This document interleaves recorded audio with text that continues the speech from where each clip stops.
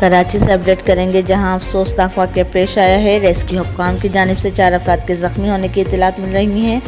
आपको बताएं कि इस खबर के मुतालिक अपडेट कर रहे हैं। रेस्क्यू ज़राए ने 4 अफराद के ज़ख्मी होने की तस्दीक की है। ज़ख्मी होने वालों में मियाँ बीवी और 2 बच्चे शामिल हैं। आपको ये भी बताएं कि ये वाक़या कोरंगी नंबर 5 का इलाका है, जहाँ पर ये वाक़या पेश आया है। और इस खबर के मुताबिक कोरंगी नंबर 5 के घर में यूपीएस की बैटरी फटने से ये वाक़या पेश आया है। ज़ख्मियों को सिविल अस्पताल के बर्न्स वार्ड मुंतकिल कर दिया गया है, जहां उनकी हालत खतरे से बाहर बताई जा रही है।